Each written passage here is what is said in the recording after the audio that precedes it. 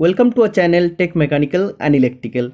Waste Bengal Power Development Corporation Limited WBPDCL का तरफ से जो रिक्रूटमेंट निकल के आया था 2019 में ऑपरेटर टेक्नीशियन प्रोबेशन और फीटर पोस्ट में, तो इसका पेपर डिस्कस करने के लिए बहुत सारा स्टूडेंट का तरफ से रिक्वेस्ट आया था, इसीलिए मैंने इसका पेपर डिस्कस करना स्टार्ट किया हूँ। ऑलरेडी इसका फर्स्ट पार्ट जिसमें 30 क्वेश्चन मैंने डिस्कस कर दिया हूँ, बहुत ही अच्छा से आप लोगों को क्लियर किया हूँ। और आज इसका लास्ट पार्ट या आप बोल सकते हैं सेकेंड पार्ट मैं डिस्कस करूंगा। आज का क्लास में टोटल 35 क्वेश्चन रहेगा, जो क्वेश्चन WBPDCL का फीटर पोस्ट में पूछा गया था।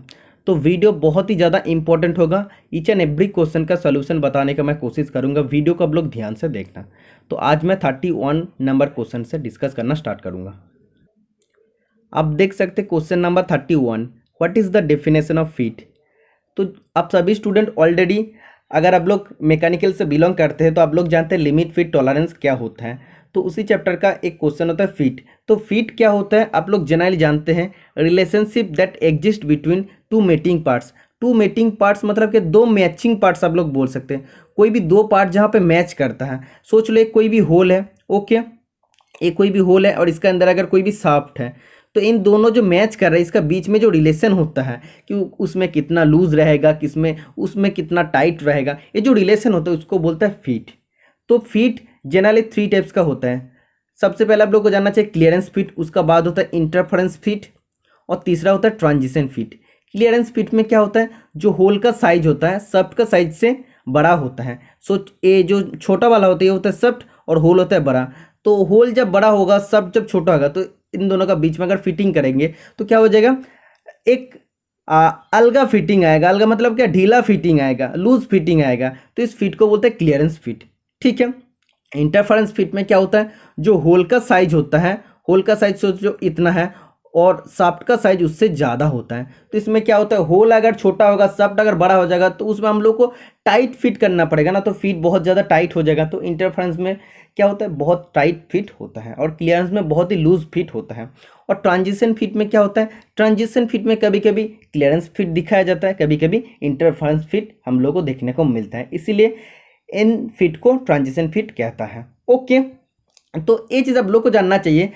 एक क्वेश्चन बार बार पूछे जाता है, बहुत ही इंपॉर्टेंट क्वेश्चन है, ज़्यादातर स्टूडेंट इसमें कंफ्यूज हो जाता है। बोलते हैं कौन सा फीट में होल का टॉलरेंस जोन शाफ्ट का टॉलरेंस जोन से ऊपर रहता है।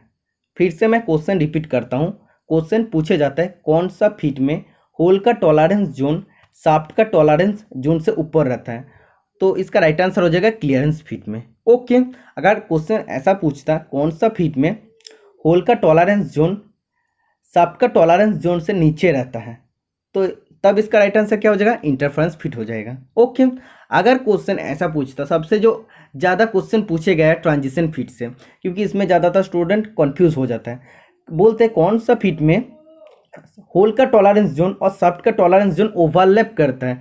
जैसे हम लोग लैप ज्वाइंट करते हैं ना, एक प्लेट के ऊपर दूसरा प्लेट को रख के, तो उसको तो लैप ज्वाइंट बोलते हैं, वेल्डिंग का जो ज्वाइंट होता है। तो वैसे ही जो होल का टॉलरेंस जोन होता है उसका साथ शाफ्ट का टॉलरेंस जोन ओवरलैप कर जाता है। कौन सा फिट में होता है, ट्रांजिशन फिट में होता है। कुछ एग्जाम्पल दे के आप लोग को पूछे जाता है कि ये कौन सा फिट होता है। जैसे क्लियरेंस फिट में होता है H7G6, ठीक है। तो ऐसे अगर पूछ लेगा, सोच लो सामने ऐसे दे देगा 30 H7G6, तो 30 तो आप लोग जानते हैं बेसिक साइज होता है।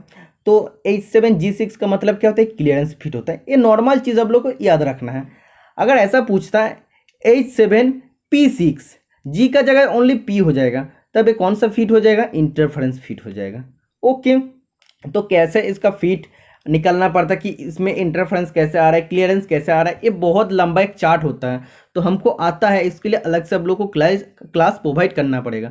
तो बाद में मैं इसका ऊपर एक क्लास भी ले लूँगा, क्योंकि लिमिट फिट टॉलरेंस का एक क्लास मैंने स्टार्ट किया हूँ, उसको ख़त्म मैं ज़रूर करूँगा, ठीक है। और ट्रांजिशन फिट में क्या एग्जाम्पल होता है, H8J7। तो ऐसे अगर एग्जाम्पल दे देगा H8J7, अगर आप लोग नॉर्मली जानते नहीं हैं तो आप लोगों को तो नहीं आएगा कि कौन सा फिट है। अगर हमको मालूम नहीं है, अगर चेंज करके भी देगा और इसके लिए इसका साथ एक चार्ट भी होता है, वो चार्ट भी हमको अगर प्रोवाइड कर देगा तो मैं ऑटोमेटिकली उसको बता सकता हूँ कि ट्रांजिशन फिट है। ओके, तो ये चीज़ आप लोग को सिखाने से अच्छा जो एग्जाम्पल होता है, 3 एग्जाम्पल पूछे जाता है, इधर से आप लोग का क्वेश्चन पूछा जाएगा। ओके, फर्स्ट क्वेश्चन क्लियर हो गया। इसका बाद सेकेंड क्वेश्चन 32 नंबर का आप देख सकते हैं। Which nut is used as a locking nut? Self locking nut, कौन सा नट को हम लोग सेल्फ लॉकिंग नट कहते हैं? तो ऑप्शन के हिसाब से इसका राइट आंसर कुछ भी नहीं होगा, इसका राइट आंसर हो जाएगा Simons, SIMMONDS, Simons lock nut. ठीक है, इसका राइट आंसर हो जाएगा। सेल्फ लॉकिंग नट का दूसरा नाम होता है सिमॉन्स लॉक नट। ठीक है, तो इसमें क्या होता है, ये जो नाट होता है, नाट, ये जो सोच लो एक नाट, ये तो एक बोल्ट है और इसका ऊपर एक नाट रहता है, तो नाट का बीच में एक हम लोग इंटरनल ग्रुप काटते हैं। नाट का एक सोच लो एक नाट टाइप का है, तो नाट का बीच में हम लोग एक इंटरनल ग्रुप काटते हैं, तो उसमें हम लोग क्या करते हैं, एक फाइबर और नायलॉन, फाइबर का या नायलॉन का रिंग हम लोग उसमें रिंग अब ऐसे अगर एक रिंग हम लोग उसके अंदर पुट कर देते हैं, उसका बाद हम लोग क्या करते हैं, रिंग इसका तो अंदर चला जाता है, नाट का थ्रेड का बीच में आ जाता है, उसका बाद हम लोग नाट को बोल्ट के साथ अच्छा से हम लोग कस देते हैं, टाइट कर देते हैं। उसका बाद क्या हो जाता है, बहुत ही मतलब ऑटोमेटिकली सेल्फ होल्ड हो जाता है या सेल्फ आप बोल सकते हैं लॉक हो जाता है। तो मैं फिर से आप लोगों को समझाता हूँ। एक नाट होता है, नाट का बीच में एक इंटरनल ग्रुप रहता है जिसमें नायलॉन या फाइबर का एक रिंग हम लोग दे देते हैं, तो उस थ्रेड का अंदर जब भी जाएगा, तो थ्रेड का अंदर जब भी जाएगा तब क्या हो जाएगा, वो तो नाट और बोल्ट का थ्रेड के अंदर जब भी जाएगा तो हम लोग टाइट करेंगे तो ऑटोमेटिकली लॉक हो जाएगा ना, तो इसको बोलते हैं सेल्फ लॉकिंग नट। ठीक है, तो इसका दूसरा नाम होता है सिमॉन्स लॉक नट। ठीक है, तो ये चीज़ आप लोग को जानना चाहिए। नेक्स्ट क्वेश्चन आप देख सकते हैं 33 नंबर का, बहुत ही इंपॉर्टेंट क्वेश्चन है। Name the vice which is using a half nut. तो ये क्वेश्चन हम गारंटी के साथ बता सकते हैं ज़्यादातर स्टूडेंट को इस क्वेश्चन का आंसर मालूम नहीं है। कौन सा भाइस में हाफ नट होता है? आप लोग तो जानते हैं लेद मशीन में होता है हाफ नट, हम लोग यूज़ करते हैं। जब हम लोग को थ्रेड कटना पड़ता था हम लोग हाफ नट को मतलब लीड स्क्रू को एंगेज करने के लिए हम लोग हाफ नट का यूज़ करते हैं। लेकिन और कौन सा भाइस में हम लोग हाफ नट यूज़ करते हैं, तो ये ज़्यादातर स्टूडेंट को मालूम नहीं होता। ज़्यादातर स्टूडेंट लेग भाइस लगा देते हैं, पिन भाइस कर देते हैं, लेकिन इसका राइट आंसर जो है quick releasing vice. Quick releasing vice में क्या होता है मालूम है? नॉर्मल हम लोग बेंच भाइस का मदद से क्या करते हैं, बेंच भाइस को बोलते हैं इंजीनियर भाइस। ठीक है, क्योंकि हम लोग इंजीनियर लोग यूज़ करते हैं। तो बेंच भाइस का जैसे सेम क्विक रिलीजिंग भाइस होता है, इसमें भी हम लोग जॉब को होल्ड करके हैक सोइंग फाइलिंग कर सकते हैं। लेकिन बेंच भाइस का जो सामने होता है या बोल सकते हैं उसका जैसे सेम होता है, लेकिन इसका फंक्शन थोड़ा अलग होता है। तो हम लोग का जैसे बेंच वाइस का जहाँ पे हैंडल रहता है ना, जिसको हम लोग घुमा घुमा के खोलते हैं और उसका बाद जॉब को होल्ड करने लगाने के बाद फिर बंद करते हैं, टाइट करते हैं, तो इसमें बहुत ज़्यादा टाइम लग जाता है खोलने में और बंद करने में। तो टाइम को बचाने के लिए हम लोग क्या करता है, सेम बेंच वाइस का जैसे होता है और हैंडल का नीचे जो हैंडल है तो उसका नीचे एक ट्रिगर टाइप का रहता है, ट्रिगर टाइप का रहता है। तो उसको हम लोग अगर प्रेस करेंगे तो वो होता है एक टाइप का लीवर होता है। तो एक टाइप का लीवर होता है, उसको हम लोग जब भी प्रेस करेंगे तब क्या होता है, उसमें कैम मैकेनिज्म रहता है। कैम मैकेनिज्म तब जब भी इसको हम लोग प्रेस करते हैं, ट्रिगर या लीवर को प्रेस करते हो तो कैम मैकेनिज्म टाइट हो जाता है। टाइट होने के बाद क्या होता है, उसका जो हाफ नट होता है, हाफ नट को ऊपर उठा देते हैं। तो स्पिंडल का तो थ्रेड रहता है, सोच लो ऐसे ही नॉर्मली एक चीज़ से आप लोग समझना, ये होता है ट्रिगर, उसका बाद सोचो ये कैम है। ओके, तो इधर जब हम लोग ट्रिगर को हम लोग दबाते हैं तो ये क्या होता है, ये टाइट हो जाता। ओके, कैम टाइट हो जाता। उसका बाद क्या होता है, जो स्पिंडल का जो थ्रेड होता है, थ्रेड का ऊपर थ्रेड को कैच करने के लिए हम लोग हाफ नट का इस्तेमाल करते हैं। तो नॉर्मल अवस्था में क्या रहता है, वो थ्रेड का ऊपर ऐसे बैठे रहते हैं। तो जब हम लोग इसको प्रेस करते हैं तो ये जो क्या हाफ नट होता है, हाफ नट ऊपर उठ जाता है। ओके, डिसएंगेज हो जाता है। तो डिसएंगेज जब भी होगा तो हम लोग इसको मतलब वाइस का मूवेबल जो को इजीली हम लोग बाहर निकाल सकते हैं, मतलब कोई भी पोजीशन में हम लोग सेट कर सकते हैं। ठीक है, और जब भी हम लोग इस लीवर को छोड़ देंगे तब क्या हो जाएगा, ये जो कैम है, कैम लूज हो जाएगा। लूज जब भी हो जाएगा ये हाफ नट ऑटोमेटिकली स्पिंडल का जो थ्रेड है उसके ऊपर फिर से बैठ जाएगा, और बैठ जब भी जाएगा तो उसका बाद ऑटोमेटिकली एंगेज हो जाएगा। तो अगर मूवेबल जो को हम लोग खींचेंगे तो फिर भी ये बाहर निकल के नहीं आएगा, और हम लोग इसको मतलब अपना पोजीशन में या अपना मन से जो पोजीशन लेना चाहेंगे वो नहीं हो पाएगा।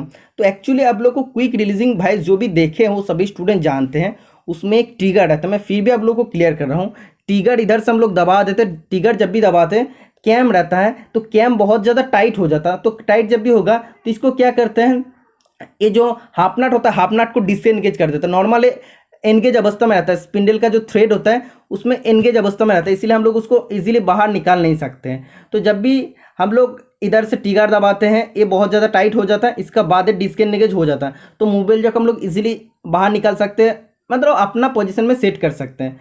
तो इसको जब भी ट्रिगर को छोड़ देते हैं तो ए भी लूज हो जाता है और ए भी मतलब ए ऑटोमेटिकली एंगेज हो जाता है, फिर ये जो स्पिंडल का थ्रेड है उसका ऊपर बैठ जाता है। ठीक है, तो ऐसे क्विक रिलीजिंग वाइस के ऊपर जो कैम और हाफ नट काम करता है। जो भी स्टूडेंट क्विक रिलीजिंग वाइस देखा है तो वो सभी स्टूडेंट के लिए मैं जो भी बोला हूँ आप लोगों को समझ में आ गया है। कोई बात नहीं, जो मैं बोला हूँ फिर से अगर आप लोग रिपीट करके देखेंगे पूरा ड्राइंग को तो आप लोग को समझ में आ जाएगा। ओके, तो इसका राइट आंसर हो जाएगा quick releasing vice. Next question आप लोग को देखने को मिलेगा, बॉल और roller are very precise when use due to.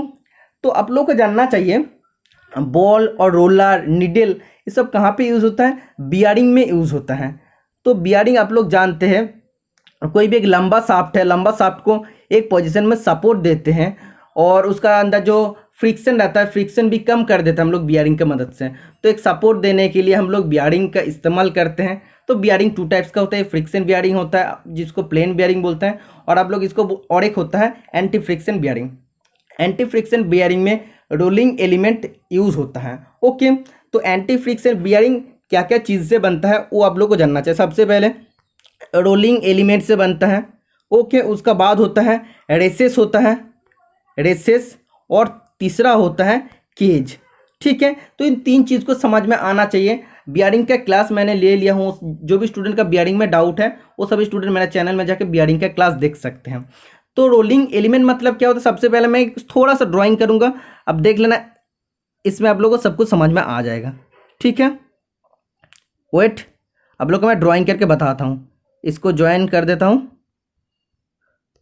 तो ये जो बाहर वाला पार्ट रहता है इसको बोलते हैं आउटर रेस, ये जो अंदर वाला पार्ट रहता है इसको बोलते हैं इनर रेस, और ये जो बीच बीच में बॉल है, बॉल जो है बॉल, इसका बाद रोलर, इसका बाद ड्रम, इसका बाद needle, taper roller, parallel roller use होता है। ये सब जो यूज होता है इसको बोलते हैं रोलिंग एलिमेंट। तो रोलिंग एलिमेंट के अंदर क्या क्या आता है फिर से आप लोग को जानना चाहिए। बॉल आता है, रोलर आता है, रोलर के अंदर पैरेलल रोलर, टेपर रोलर आता है, इसके बाद बैरल आता है, ड्रम आता है, निडल आता है, ये सब रोलिंग एलिमेंट होता है। ओके, मतलब रोल करने के लिए जो एलिमेंट हम लोग इस्तेमाल करते हैं। और ये जो एक एक बॉल या बोल सकते हैं रोलिंग एलिमेंट है, बॉल तो एक रोलिंग एलिमेंट है, तो रोलिंग एलिमेंट को एक स्पेसिफिक या डेफिनेट डिस्टेंस पे रखने के लिए अलग अलग आप देख सकते हो, तो सब अलग अलग है, एक साथ एक सेट नहीं है। तो एक डिस्टेंस में रखने के लिए, स्पेसिफिक समान डिस्टेंस में रखने के लिए हम लोग एक चीज़ यूज़ करते हैं, उसको बोलते हैं केज।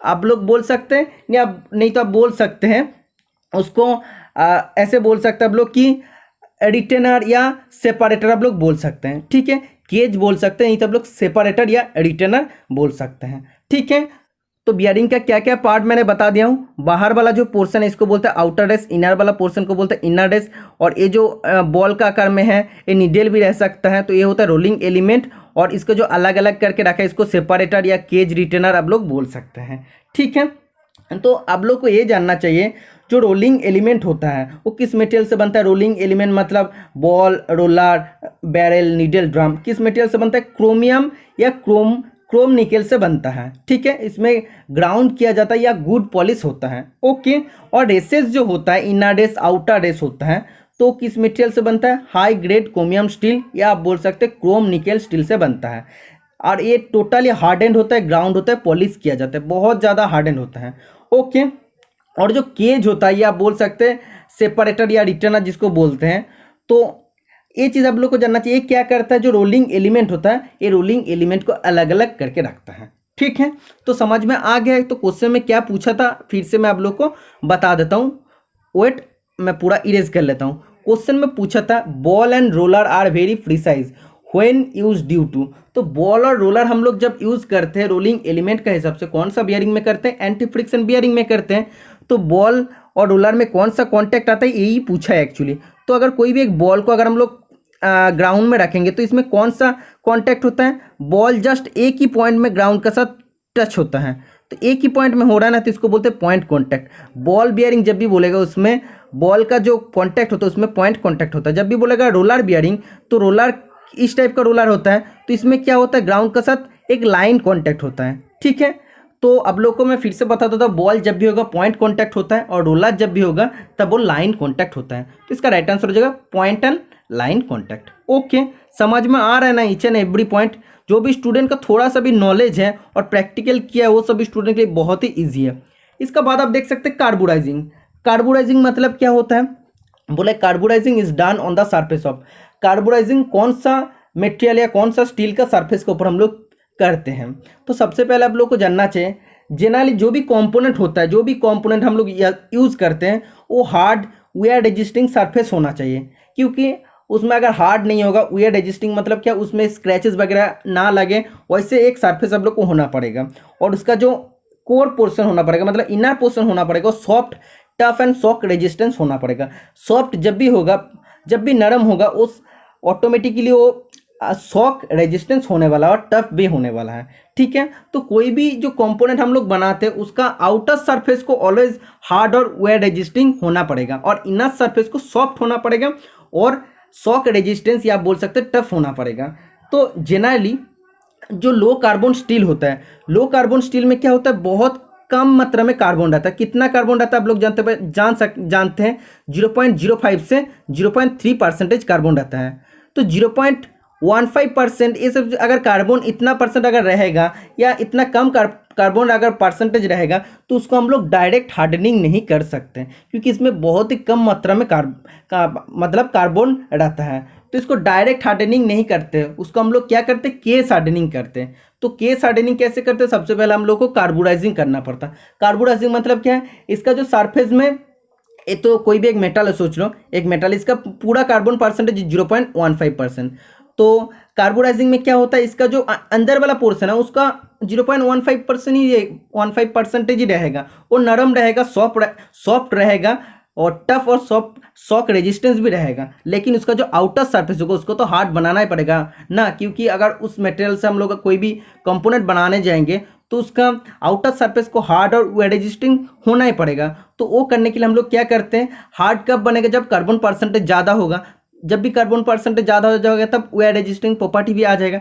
तो इसका सरफेस को हार्ड करने के लिए हम लोग क्या करते हैं, हम लोग कार्बोराइजिंग प्रोसेस करते हैं, मतलब कार्बन हम लोग उसमें ऐड कर देते हैं। तो किसका सरफेस में हम लोग ऐड करते हैं, लो कार्बन स्टील का जो कार्बन परसेंटेज रहता है, बहुत ही कम कार्बन परसेंटेज रहता है, 0.05% से 0.3% तक कार्बन रहता है। तो कार्बन परसेंटेज को बढ़ाने के लिए, सरफेस में कार्बन परसेंटेज को बढ़ाने के लिए हम लोग कार्बन ऐड कर देते हैं, जिस प्रोसेस को कार्बोराइजिंग प्रोसेस बोलते हैं। कितना परसेंटेज तक ऐड करते हैं, 0.9% तक कार्बन हम लोग ऐड करते हैं। तो कार्बन जब भी ऐड कर देते हैं, एक कंपोनेंट इसका सरफेस हार्ड हो गया, हार्ड और वेयर रेजिस्टिंग सरफेस हो गया, और उसका तो अंदर वाला पोर्शन 0.15% ही कार्बन रहेगा, इसीलिए सॉफ्ट रहेगा और शॉक रेजिस्टेंस प्रॉपर्टी भी रहेगा और टफ भी होगा। ओके, एक एक चीज़ समझ में आ रहा है ना।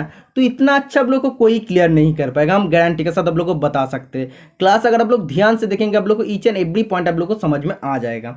ओके, तो एक चीज़ आप लोग को जानना चाहिए, केस हार्डनिंग या कार्बोराइजिंग हम लोग कौन सा स्टील का सरफेस में करते हैं, लो कार्बन स्टील का सरफेस में करते हैं। नेक्स्ट क्वेश्चन 36 नंबर का, name the process in which metal will be shorten and thicken. देखो, फोर्जिंग का दो प्रोसेस होता है।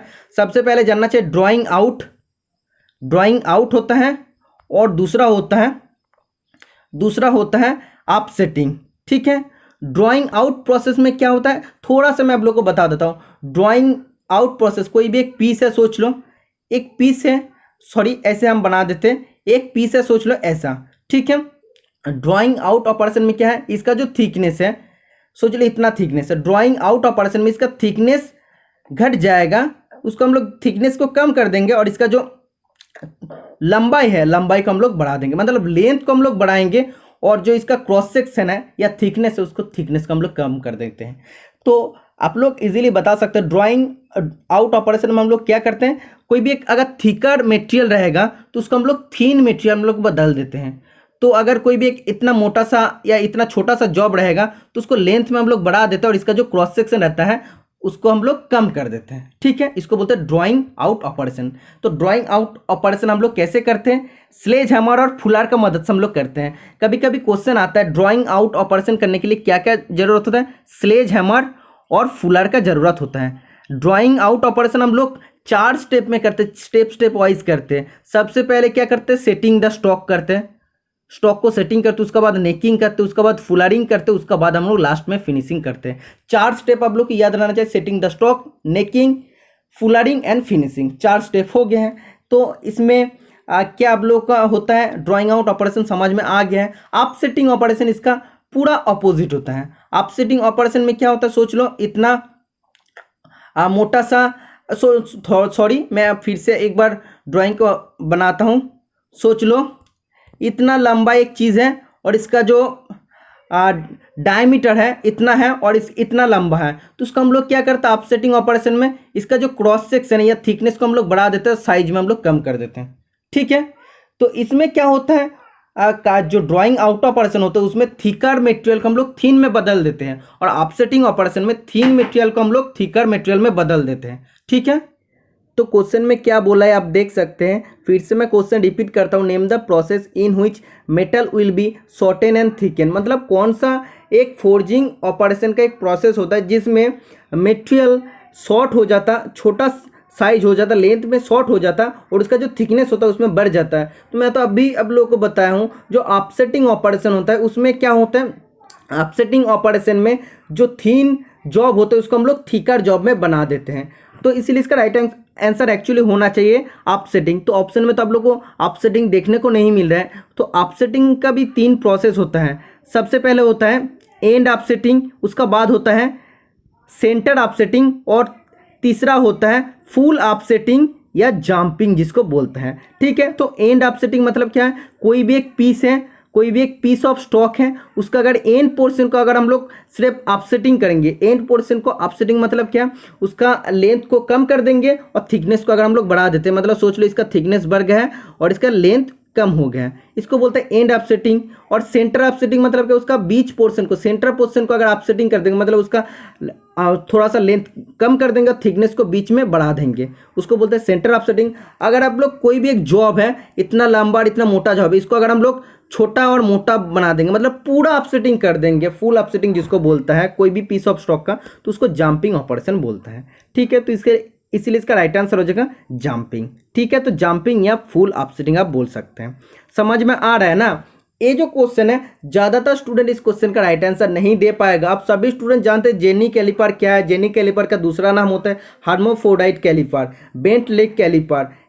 उसका बाद आप जानते हैं कि leg and point calliper, odd leg calliper. लेकिन ये जो क्वेश्चन में पूछा है, बोला है the shape of the leg of the heel type jenny calliper is. देखो जेनी कैलिपर क्या करता है, जेनी कैलिपर एक एज है, तो कोई भी एक इनसाइड या आउटसाइड एज का पैरेलली लाइन को खींचता है। ठीक है, सोच ले अगर कोई भी आउटसाइड एज है उसका पैरेलली लाइन खींचता है, और कोई भी एक इनसाइड एज है तो इनसाइड एज में रख के हम लोग एक पैरेलल लाइन को ड्रॉ कर सकते हैं। ठीक है, तो पैरेलल लाइन ड्रॉ करने के लिए हम लोग जेनी कैलिपर यूज करते हैं।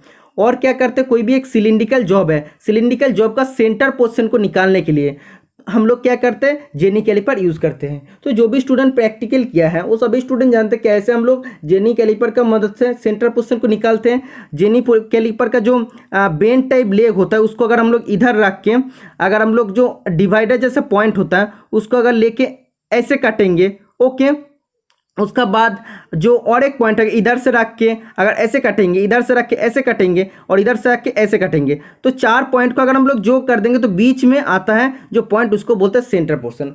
तो जनरली अगर प्रैक्टिकल होगा तो मैं अच्छा से आप लोग को दिखा पाऊंगा कि कैसे हम लोग सेंटर पोर्शन निकालते हैं। तो एक्चुअली आप लोग को जानना चाहिए जेनी कैलिपर की मदद से हम लोग आउटसाइड या इनसाइड एज का बराबर हम लोग पैरेलल लाइन खींच सकते हैं और सिलिंड्रिकल जॉब का सेंटर पोर्शन या सेंटर हम लोग निकाल सकता है। ओके, तो जेनी कैलिपर भी 2 टाइप का होता है। जेनी कैलिपर क्या क्या टाइप का होता है ये सबसे पहले आप लोग को जानना चाहिए। एक होता है heel type, okay, HWL heel type, okay, और दूसरा होता है bent leg, okay, bent leg होता है।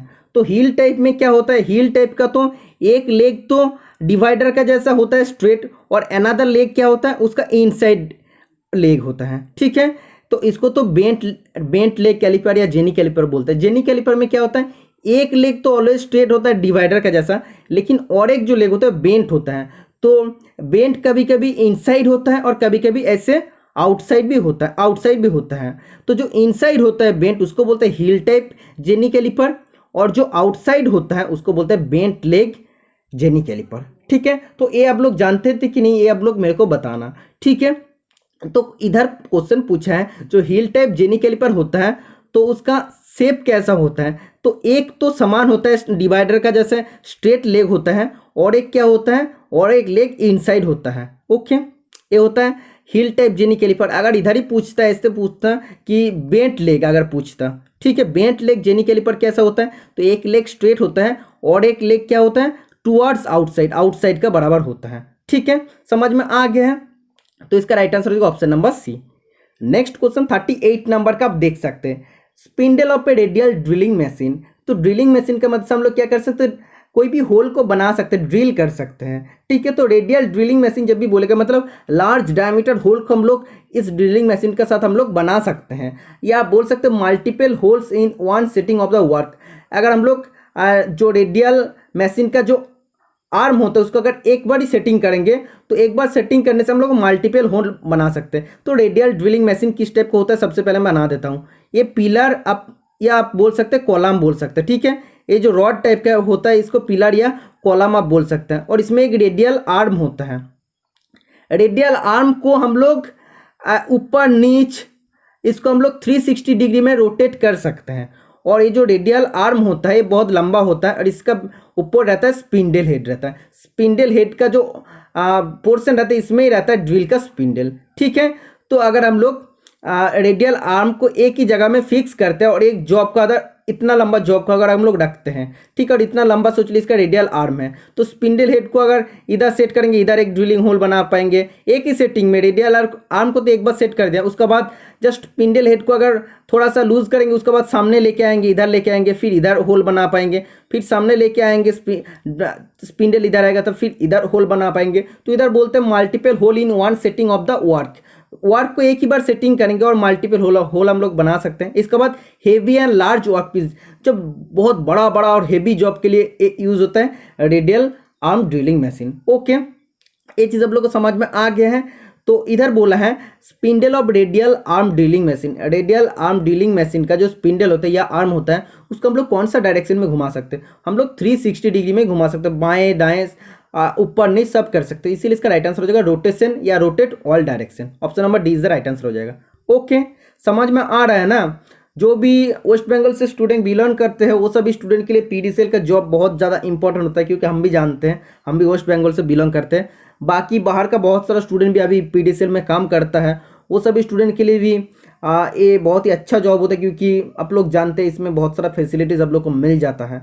तो आप लोग इसके लिए अच्छा से प्रिपरेशन लेते रहना। जब भी इसका फॉर्म या आप बोल सकते रिक्रूटमेंट निकल के आएगा सबसे पहले मैं आप लोगों का सामने शेयर कर दूंगा।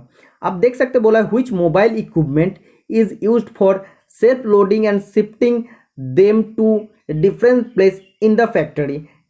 एक मोबाइल इक्विपमेंट होता है या एक गाड़ी जैसा होता है, कार जैसा होता है, उसमें क्या होता है फैक्ट्री में ऑटोमेटिक लोडिंग कर लेता है और अलग वही लोडिंग किया हुआ माल को मतलब चीज़ को एक एक जगह से दूसरा जगह को शिफ्ट करके लेके जा सकता है। तो इसमें सेल्फ लोडिंग भी होता है और एक जगह से दूसरा जगह डिफरेंट प्लेस में शिफ्ट कर सकते हैं। इसको क्या बोलते हैं, इसको बोलते हैं फॉर्क लिफ्ट। तो इंडस्ट्री में फॉर्क लिफ्ट सबसे ज़्यादा यूज होता है। ओके, नेक्स्ट क्वेश्चन आप देख सकते हैं, बोला the diameter of the drill hole is increase due to.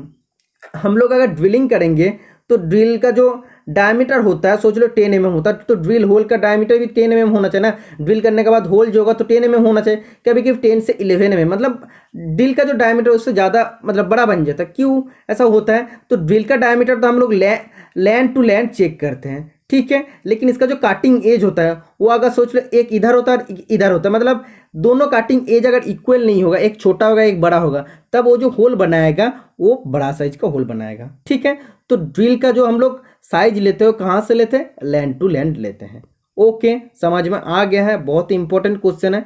Next question आप देख सकते हैं 41 नंबर का, depth of square thread. Square thread का डेप्थ आप लोग को जानना चाहिए। तो सबसे पहले आप लोग को डेप्थ जानना चाहिए, डेप्थ होता है 0.5 इंटू पिच। ओके, समझ में आ गया है।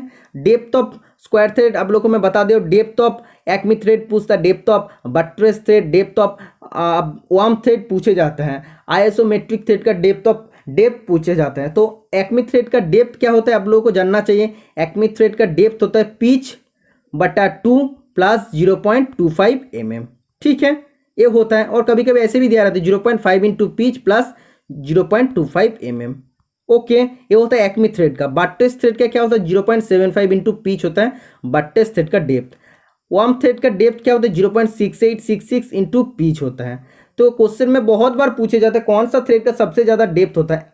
अगर हम लोग प्रैक्टिकली देखेंगे तो बट्रेस थ्रेड 0.75 मतलब ज़्यादा होता है, ये राइट आंसर होना चाहिए। लेकिन जो एग्जामिनर आंसर मानते हैं वार्म थ्रेड को मानता है, इसका डेप्थ होता है 0.66 इंटू पिच होता है, ओके। आइसोमेट्रिक थ्रेड का क्या डेप्थ होता है 0.6134 इंटू पिच होता है, ओके। पूरा चीज़ समझ में आ गया है। तो अभी आप लोग ये बताना कि हम लोग स्क्वायर थ्रेड को कहाँ पे यूज़ करते हैं। जैसे स्क्रू जैक होता है, फ्लाई प्रेसेस होता है, उधर हम लोग स्क्वायर थ्रेड यूज़ करते हैं, या बोल सकते हैं बेंच वाइस में हम लोग स्क्वायर थ्रेड यूज़ करते हैं, ठीक है। तो कभी कभी पूछा जाता है नाकेल थ्रेड क्या होता है। नाकेल थ्रेड होता है ऐसे स्क्वायर थ्रेड होता है, ऐसे स्क्वायर थ्रेड होता है ना, तो नाकेल थ्रेड क्या होता है, ये जस्ट राउंड पोर्शन हो जाता है। तो नाकेल थ्रेड होता है modified form of square thread, मतलब स्क्वायर थ्रेड को जस्ट हम लोग मॉडिफाई करके इसको राउंड बना देते हैं। और नाकेल थ्रेड कहाँ पे यूज होता है, रेलवे वागन का जब हम लोग कपलिंग करते हैं उधर नाकेल थ्रेड किया जाता है, ओके। नेक्स्ट क्वेश्चन 42 नंबर का, which type of thread is used in the precision instrument. जो प्रिसिशन इंस्ट्रूमेंट होता है, जैसे अगर हम बात करते हैं नॉर्मली जो प्रिसिशन इंस्ट्रूमेंट अगर बताते हैं माइक्रोमीटर, वर्नियर कैलिपर, तो प्रिसिशन जो भी इंस्ट्रूमेंट होता है उसमें हम लोग कौन सा थ्रेड यूज़ करते हैं, BA थ्रेड हम लोग यूज़ करते हैं, ब्रिटिश एसोसिएशन थ्रेड यूज़ करते हैं, जिसका एंगल होता है 47.5 डिग्री, ठीक है। तो ये कभी कभी पूछे जाता है जो BA थ्रेड होता है ये तो एक्चुअली प्रिसिशन इंस्ट्रूमेंट के लिए यूज़ होता है। इलेक्ट्रिकल पर्पस के लिए कौन सा थ्रेड यूज़ होता है, तब भी BA थ्रेड यूज़ होता है, ओके, समझ में आ गया। इसका बाद बोला है in a tumbler gear unit 3 gear which have dash number of teeth. जो लेद मशीन यूज़ किया वो सभी स्टूडेंट टम्बलर गियर यूनिट के देखा है। तो कभी कभी क्वेश्चन पूछा जाता है, ज़्यादातर जगह में क्वेश्चन आता है tumbler gear unit contents dash gear. तो 3 गियर को मिला के एक जो गियर का गियर बनता है उसको क्या बोलते हैं, टम्बलर गियर यूनिट बोलता है। तो इसमें जो गियर होता है इसका सेम नंबर ऑफ टीथ रहता है, ओके। तो ये समझ में आ गया है। ये अगर 24 रहेगा टीथ, इसमें भी 24, इसमें भी 24 टीथ रहेगा। नेक्स्ट क्वेश्चन आप देख सकते हैं क्या बोला है 44 नंबर का question, in which machining process in a lathe machine the spindle speed will be slowest. तो कौन सा लेद मशीन का एक मैशिनिंग प्रोसेस होता है जिसमें स्पिंडल स्पीड सबसे स्लो होता है, सबसे कम होता है। तो इसका राइट आंसर हो जाएगा थ्रेड कटिंग। आप लोग जानते बहुत बार एक क्वेश्चन मैंने डिस्कस कर दिया हूँ। तो आप लोग ये जो पेपर देख रहे ऑथेंटिक पेपर है, पेपर देख के आप लोग को मालूम हो जाएगा कि जो भी क्वेश्चन पूछे गए निमी बुक से क्वेश्चन पूछे गए हैं। इसीलिए मैं एक ही चांस में मैं इस एग्जाम को क्रैक कर पाया था, क्योंकि मैं निमी से बहुत ही अच्छे से फॉलो करके गया था। जो भी स्टूडेंट निमी और एशियन बुक को पॉइंट टू पॉइंट पढ़ के जाएगा, लाइन बाय लाइन पढ़ के जाएगा, वो सभी स्टूडेंट के लिए बहुत ज़्यादा अब लोग बोलते हैं कि सुविधा मिलेगा, ठीक है। तो थ्रेड कटिंग में हम लोग बैक गियर मैकेनिज्म भी यूज़ करते हैं, क्योंकि बैक गियर मैकेनिज्म यूज़ करके हम लोग बहुत ही स्लो स्पीड को हम लोग कलेक्ट कर सकते हैं, ठीक है। तो बैक गियर मैकेनिज्म हम लोग कब हम लोग को मिलता है, जब हम लोग स्टेप कोन पुली यूज़ करते हैं तब हम लोग को बैक गियर यूनिट आप बोल सकते हैं बैक गियर मैकेनिज्म मिलता है। अगर हम लोग 3 स्टेप कोन पुली यूज़ करते हैं तो टोटल कितना स्पीड हम लोग को मिलता है, टोटल 6 स्पीड मिलता है। 3 मिलता है, आप लोग जानते हैं 3 मिलेगा डायरेक्ट, और 3 आप लोग बैक गियर मैकेनिज्म को जब एक्टिव करेंगे तब आप लोग को टोटल 3 स्पीड मिलेगा। तो 3 टोटल 6 स्पीड। तो 3 डायरेक्ट मिलेगा और 3 इनडायरेक्ट मिलेगा। जब भी 3 स्टेप कोन पुली बोलेगा तब 3 + 3 होगा, जब भी 4 स्टेप कोन पुली बोलेगा तब 4 + 4 होने वाला है, ओके। नेक्स्ट क्वेश्चन 45 नंबर का आप देख सकते हैं, which one of the following processes is use to permanently prevent corrosion. इनमें से कौन सा एक प्रोसेस होता है। तो एक क्वेश्चन इलेक्ट्रोप्लेटिंग क्या होता है, लैपिंग, होनिंग, गैल्वेनाइजिंग क्या होता है, ये सब आप लोग जानते हैं। बहुत बार मैं क्लास में मैं डिस्कस कर दिया हूँ। जो भी स्टूडेंट रेगुलर क्लास को देखते हैं वो सभी स्टूडेंट के लिए बहुत ही इजी पेपर आया है, आप लोग को लगेगा। तो एक्चुअली परमानेंट प्रिवेंट कोरोजन जो होता है इलेक्ट्रोप्लेटिंग होता है, ओके। एक मेटल सरफेस के ऊपर दूसरा मेटल सरफेस को अगर जो हम लोग प्लेटिंग करते हैं उसको बोलते हैं इलेक्ट्रोप्लेटिंग, ओके। नॉर्मली जो हम लोग जनरली यूज़ करते हैं जो गैल्वेनाइजिंग हम लोग प्रोसेस करते हैं, आयरन के ऊपर जिंक का हम लोग प्लेटिंग नहीं, हम लोग कोटिंग बना देते हैं, ओके।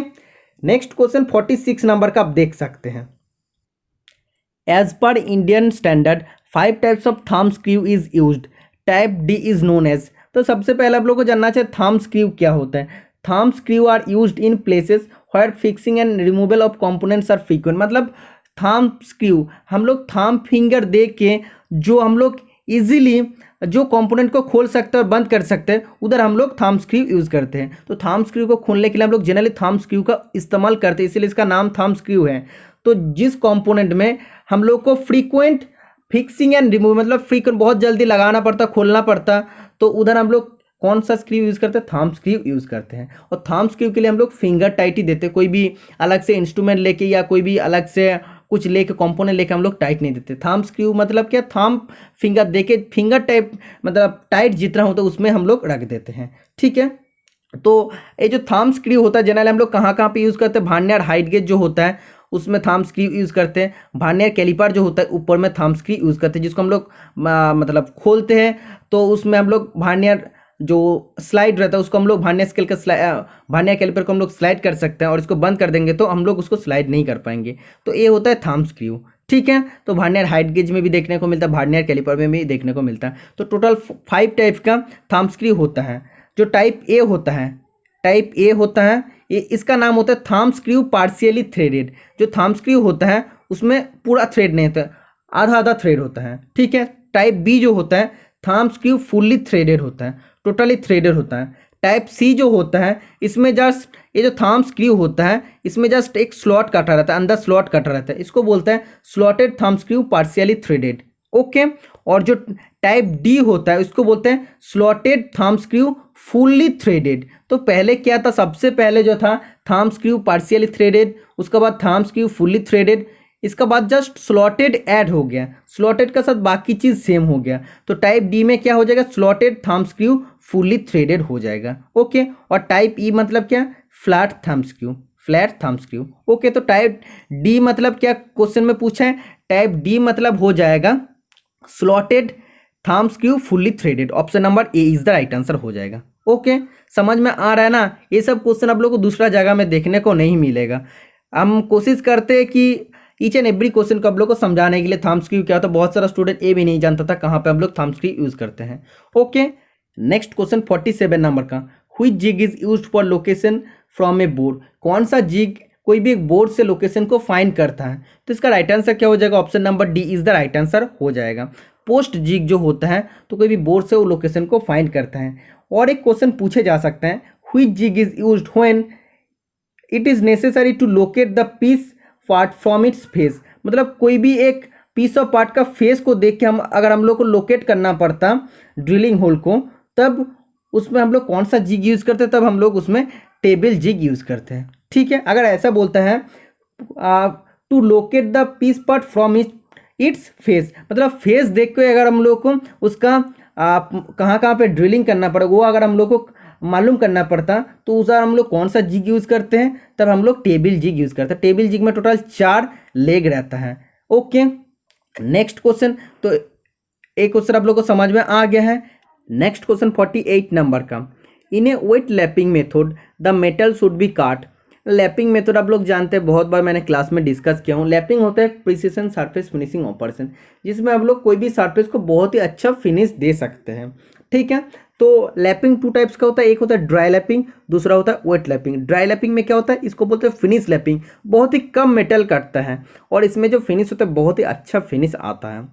और जो वेट लैपिंग होता है, वेट लैपिंग को रफ लैपिंग बोलते हैं, जिसमें मेटल ज़्यादा काटे जाते हैं। तो इसका राइट आंसर हो जाएगा ऑप्शन नंबर ए हो जाएगा। सॉरी, इसका बी आंसर नहीं होगा, ये हो जाएगा। वेट लैपिंग में मेटल ज़्यादा काटते हैं। ठीक है, नेक्स्ट क्वेश्चन 49 नंबर का आप देख सकते हैं, single multi splined shaft along with dash are used in particularly in motor vehicle या मोटर इंडस्ट्री। मोटर इंडस्ट्री में सिंगल मल्टी स्प्लाइंड शाफ्ट किसका साथ यूज़ होता है? जब भी मल्टी स्प्लाइंड बोला है शाफ्ट तो किसका साथ यूज़ होगा? तब स्प्लाइंड हब का साथ ही यूज़ होगा ना। तो इसका राइट आंसर क्या हो जाएगा? आप लोग को एक चीज़ आप लोग को जानना चाहिए, जब भी शाफ्ट बोलते हैं तो वो हब का साथ ही मैच करता है। तो सेरेटेड शाफ्ट का साथ तो शाफ्ट मैच नहीं करेगा। तो जब बोला है स्प्लाइंड शाफ्ट बोला है तब स्प्लाइंड हब का साथ ही तो मैच करेंगे ना। तो ये जनरली मोटर इंडस्ट्री में यूज़ होता है और ये हेवी ड्यूटी पर्पस के लिए यूज़ होता है। ये आप लोगों को देखने को मिल जाएगा की, या आप बोल सकते हो पावर ट्रांसमिशन चैप्टर में। ओके, ये नीमी का बुक में आप लोग को देखने को मिल जाएगा। इसका बाद आप देख सकते हो बोला है कौन सा स्टेटमेंट इसमें से करेक्ट है। तो आप लोग जानते हैं jig are use to hold support locate and also guide the cutting tool. Jig क्या करता है, कोई भी एक वर्कपीस को होल्ड करते हैं, सपोर्ट करते हैं और वर्कपीस को लोकेट भी करता है, और जो कटिंग टूल काटने को आता है उसको गाइड भी कर देता है कि इधर आपको जाना पड़ेगा, इधर होल बनाना पड़ेगा। ठीक है, तो इसीलिए इसका राइट आंसर हो जाएगा option number A. Next question, ore of tin. Tin का आयस्क क्या है? टीन का आयस्क होता है कैसेटराइट या आप बोल सकते हैं टीन स्टोन। ठीक है, तो बॉक्साइट किसका होता है? बॉक्साइट होता है एल्यूमिनियम का। अगर गैलेना पूछता, गैलेना होता है लेड का। और फेराइट तो छोड़ो, हेमाटाइट होता है आयरन का। Haematite, limonite, siderite. ओके, अगर पायराइटिस पूछता तो पायराइटिस होता है कॉपर का। ओके, मेलाचाइट यदि पूछता तो ये होता है मेलाचाइट होता है कॉपर का। ओके, अगर ऐसा पूछता जिंक का, जिंक ब्लेंड या कैलामाइन पूछता था, बोझा था जिंक का। ठीक है, ईच एंड एवरी चीज आप लोग को समझ में आ गया है। नेक्स्ट क्वेश्चन 52 नंबर का, when a nut is fitted in a small depth which spanner is used to operate the nut. कोई भी एक नाट है, सोचो तो एक नाट है, तो सॉरी मैं फिर से एक बार ड्राइंग बना देता हूँ आप लोग को। तो एक चीज़ है, सोचो ऐसा है, तो इसका बीच में अगर एक नाट है, तो ये जो नाट है इसको खोलने के लिए हम लोग कौन सा स्पैनर यूज करेंगे? तो हम लोग, ये तो एक स्लॉट काटा है ना, डेप्थ काटा है, तो इसमें हम लोग सॉकेट स्पैनर हम लोग यूज करेंगे। ठीक है, तो इसका राइट आंसर हो जाएगा सॉकेट स्पैनर। जो भी स्टूडेंट प्रैक्टिकल किया है ना, वो सभी स्टूडेंट के लिए ये सब इजीली क्वेश्चन आ जाए, क्योंकि जो पीटीसीएल में क्वेश्चन पूछे जाता है वो प्रैक्टिकल बेस्ड क्वेश्चन ज्यादातर पूछे जाते हैं। नेक्स्ट क्वेश्चन 53 नंबर का, which one of the following cutting tool material is very hard. इनमें से कौन सा काटिंग टूल मटेरियल सबसे ज्यादा कठोर होता है, सबसे ज्यादा हार्ड होता है, सख्त होता है? तो इसका राइट आंसर हो जाएगा डायमंड, क्योंकि आप सभी स्टूडेंट जानते हैं डायमंड सबसे ज्यादा हार्ड होता है। ओके, डायमंड का बाद अगर पूछे तो अब हो जाता है CBN, क्यूबिक बोरोन नाइट्राइट। ठीक है, next question, splash lubrication method is done by. देखो लुब्रिकेशन हम लोग करते, एक्चुअली लुब्रिकेशन जो होता है या जो लुब्रिकेंट होता है उसको बोलता है live blood of machine. Machine का लाइव ब्लड, जैसे हम लोग का शरीर में ब्लड रहता है ना, वैसे हम लोग जो मशीन यूज करते हैं, मशीन का जो लाइव ब्लड होता है वो होता है लुब्रिकेशन। ओके, तो लुब्रिकेशन हम लोग अलग अलग मेथड में यूज करते हैं। तो जनरली होता है, सबसे पहले होता है ग्रेविटी फीड, सेकेंड होता है फोर्स फीड, थर्ड होता है स्प्लैश लुब्रिकेशन। ग्रेविटी फीड मतलब क्या है? जो ग्रेविटी में होता है, अगर ऐसे कोई भी एक थोड़ा सा छेद रहेगा तो क्या रहेगा, मशीन के अंदर सोचो एक ऐसा चीज़ फीड कर दिया जिसके अंदर लुब्रिकेंट रख दिया, और ऐसे एक थोड़ा सा छेद है, होल है, तो उसमें धीरे धीरे ग्रेविटी की वजह से नीचे ऑयल गिरेगा और पूरा पार्ट्स में, मशीन का पार्ट्स में चला जाएगा। इसको बोलते हैं ग्रेविटी फीड, क्योंकि ग्रेविटी की वजह से हो रहा है। तो इसका एग्जांपल क्या क्या होता है? जैसे ऑयल होल्स होता है, ऑयल कप्स होता है, वीक फीड लुब्रिकेटर होता है। तीन चीज़ आप लोग को याद रहना चाहिए। याद इधर से क्वेश्चन पूछे जाता है, ऐसे एग्जाम्पल दे देता कि ऑयल होल्स कौन सा लुब्रिकेशन मेथड के अंदर आता है, तब हो जाता है ग्रेविटी फीड। ज़्यादातर जगह में पूछता है वीक फीड लुब्रिकेटर कौन सा लुब्रिकेशन मेथड का अंदर आता है, तो ये होता है ग्रेविटी फीड लुब्रिकेशन मेथड का अंदर।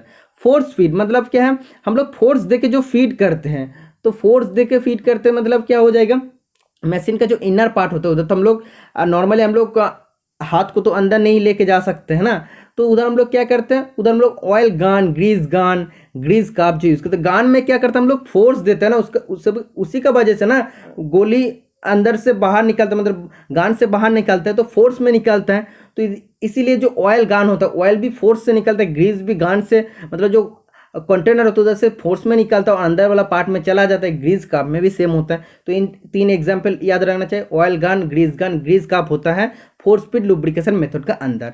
और तीसरा जो होता है एडिंग लुब्रिकेशन मेथड, जिसमें एडिंग ऑयलर यूज होता है। मशीन के अंदर एक रिंग ऑयलिंग सिस्टम होता है जिसमें पूरा मशीन को आप बोल सकते कि लुब्रिकेशन कर देता है। ओके, तो स्प्लैश लुब्रिकेशन जब भी होता है वो रिंग लुब्रिकेशन मेथड के अंदर आता है। Okay, next question, thickness of belt.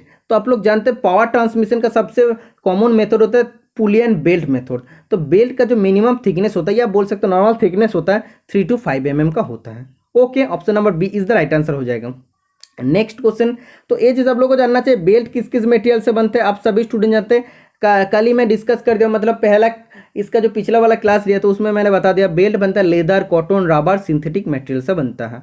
Okay, next question 56 number का, which type of gasket is used for cold water working. तो जब भी हम लोग कोल्ड वाटर वर्किंग करेंगे, ठंडा पानी में जब वर्किंग करेंगे तो उस उधर कौन सा गैस्केट देना पड़ेगा, तो रबर का गैस्केट देना पड़ेगा। नहीं तो ये सब अगर पेपर मेटालिक एस्बेस्टस दे देंगे तो मेटालिक तो सब करोसन लग जाएगा, तो बाकी चीज़ें एप्लीकेबल नहीं होगा, जस्ट रबर वाला चलेगा। ठीक है, कोल्ड वाटर में जब भी होगा। ओके, इसके बाद जो क्वेश्चन पूछेगा सबसे मोस्ट इंपॉर्टेंट क्वेश्चन है, ज़्यादातर स्टूडेंट के अंदर कन्फ्यूजन है। तो जनरली बियरिंग बुश किस मटेरियल से बनता है, तो इसका एक्चुअल आंसर फॉस्फोरस ब्रोंज होना चाहिए।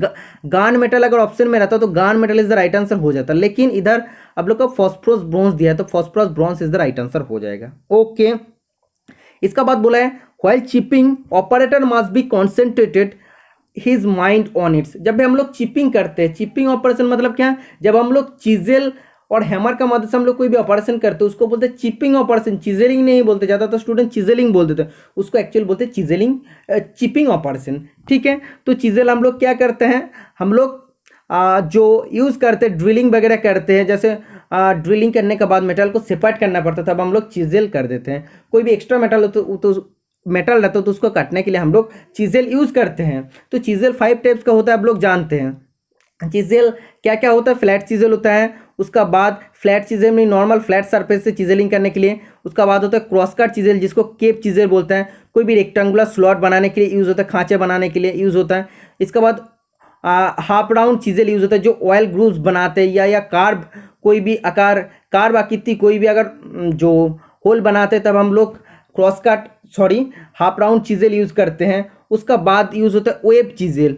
ओके, वेब चिजेल कहाँ पे यूज़ होता है, जहाँ पे चेन ड्रिलिंग करते हैं, चेन ड्रिलिंग के बाद मेटल को रिमूव करने के लिए वेब चिजेल यूज़ होता है।